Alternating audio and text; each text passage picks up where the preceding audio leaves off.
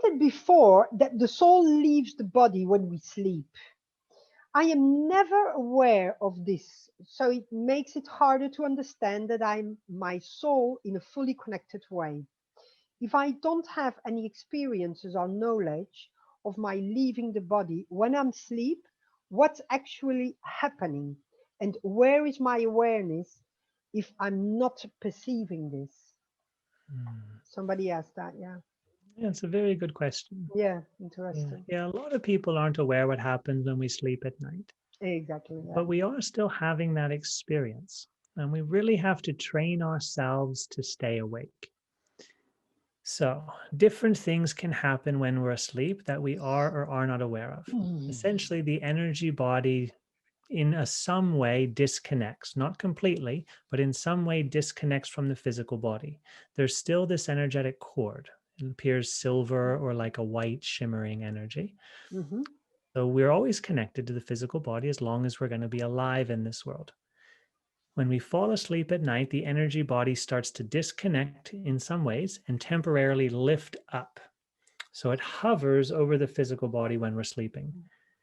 Sometimes, oftentimes, the energy body just stays there. It just stays there. Sometimes the energy body will actually walk around the world. So you might see, if you're out of body and you're conscious, you might see another person's energy body walking down the street. But you look at them, you try to get their attention, they don't even notice you. It's like they're sleepwalking. Right? Some part of that energy body had an understanding that I wanted to go for a walk, I wanted to go to my friend's house, I wanted to go to the store, and that energy body started having that experience, but they weren't aware of it. They were sleeping. Um, so things are happening when we're not aware. It's like if your physical body went to sleep, your physical senses aren't perceiving your room, but you're still existing there. So our consciousness goes unconscious sometimes, and that's based upon the level of awakening we have. It's not really based upon a law, it's more based upon the awakening level we have. The physical body rests, it does rest, right? But if we know ourselves as a consciousness, we don't have to fall asleep with the body. It's really easy to experience, actually, but people just don't practice it. When you're falling asleep at night, look into the closed space, or the space behind your closed eyes. So you close your eyes, and while you're laying in bed, you're just gradually, in a relaxed way, gazing into that dark space behind your closed eyes. And you will let your body, you let your mind, let whatever's happening move. Okay, you don't try and stop it, you don't try and control anything, you just let it happen, you let it move. What'll start to happen is that space behind your eyes will become three-dimensional. If you're able to maintain a quiet mind, you'll start to see different colors and distance and space, and it's a temporary experience. And then you'll start to notice yourself leaving this physical body. During that process, often you'll feel a lot of energy. You might hear some different sounds, like clicking sounds or popping sounds, like someone dropped something on the floor. It can be quite loud sometimes. Mm. You might feel yourself like floating or else expanding, getting very big. You might feel your physical body getting very heavy, and that's because you are becoming very light. And so you notice the difference. So there can be different things that you perceive happening when you're in that state, gazing into the space behind your closed eyes. It becomes three-dimensional. It starts to move with light and color. Maybe sounds start appearing. You start feeling yourself differently. If you just trust in this process, you don't get afraid, because fear is the reason why we lose awareness or we come back into the body. If you Yeah. just trust in this process, you'll leave the physical body and you'll start to notice that you can perceive. And at first, it's very gentle. It's only a small perception. You'll start to perceive that you're somewhere else. It's like if you wake up in the morning and you're very tired, your eyes don't work, you can't see very well, right? Or like you're tired, you can't hear very well. It's like that when you first go out of body. Oftentimes, you can't perceive non physically very well. But if you practice doing this, and if you just desire to have greater perception, you'll notice you can have that clarity in your non physical senses very quickly. So if you trust the process, stay as the awareness that you are, you'll watch your physical body sleep, your non-physical body come awake. Now, when you're in the non physical state, if you have a desire or an intention to go somewhere, it happens instantly because gravity doesn't hold you back and physical time doesn't hold you back. So if you desire something, you'll have that experience. You'll go there. If you want to go to the Grand Canyon or to see the Eiffel Tower, you'll go there as soon as you start desiring it, as soon as you think Mhm. about it, right? Your non physical body can travel around this world. Your non physical body can also travel around non physical dimensions, higher vibrational places. You can see deceased loved ones. You can communicate with spiritual guides. Right? There's lots of things we can do when we're in this non physical state. If we're not aware when this non physical experience is happening, the energy body usually just stays close to the physical body or it stays in the physical world.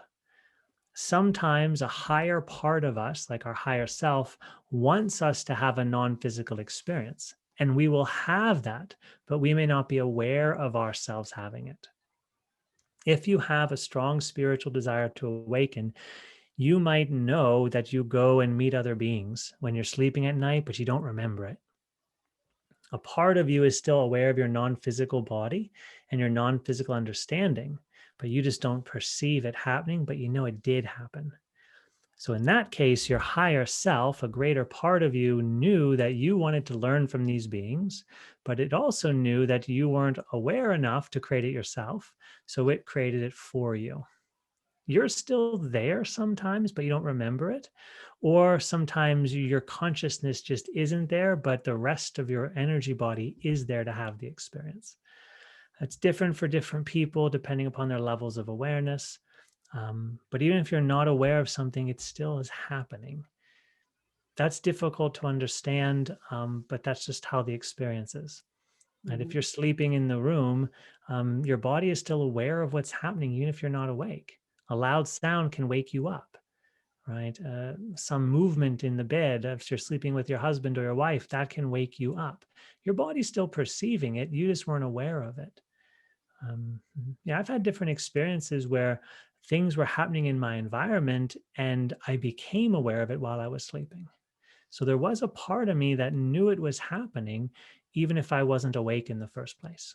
Something important happened and I became aware. My body's still asleep. I'm aware it's happening. And then my body wakes up. And so we're still there, even if we lose consciousness. It is challenging to believe in the existence of something when we haven't had the experience. It's challenging to believe in the existence of an eternal self if all you've experienced is this temporary world. That's why there's these methods and these teachings to help you have that actual experience. In my own teachings, I don't tell people just to accept things as truth without being able to validate them yourself. Mhm. I tell you there's a higher self consciousness, but I also demonstrate to you what that means to me. So I'm not just telling you believe in the higher self. I'm saying I experience a higher self and this is how it expresses. I'll share it with you. Now you can perceive my experience of a higher self and you can make your own conclusion about it. Right?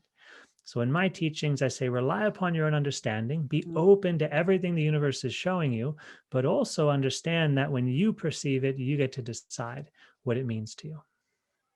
You have to decide for yourself Yeah. also. But so if you want to travel to somewhere, you have to have first the desire. No, Mhm. you Yeah, really the have to desire does desire everything. first Yeah, I to go. desire to stand. I desire to look to my right, and I look to my right. It can come from different layers of my intelligence, but ultimately, the desire creates every type of experience. But I mean, you need to have the desire before you feel asleep, before you fell asleep. Not necessarily. No? Sometimes I've been out of body, and just a desire popped up inside of me that I didn't plan on creating, and I go to Okay. that experience. Yeah, you don't have to do everything physically. One of the challenges with people is we believe we're physical bodies first. And we think, okay, I have to set the desire physically so that'll happen non physically. Hmm. We don't have to make the physical reality so important. You're awake in the non physical. And when you're there and you're out of body in your room, you might ask yourself, wow, I'm out of body. Now, where do I want to go? Yeah, of And you course. might think about going somewhere that you didn't plan on before. You're awake in that experience. It's not like a dream that just happens to you. You're awake in that experience and you can decide. I see that a lot of times you dream also about things that um, that you saw before sleeping. Yes. Yeah. That's because it's in our brain. Yeah. So the dreams we have are creations of the brain. We see them non physically, but our energy body is close enough to the physical body, and we're connected by that cord that we're actually creating the brain's content in our visual field. So when the energy bodies rise above the physical body, oftentimes we're dreaming. We're so close to the physical body that the brain is still influencing us. We don't know that we're a different form. We're identified as being the body, so we dream at night. The brain will just spin the story based upon things that happened that day or things that we were Mm. thinking about that day. Most of the dreams we have are related to that day's experiences.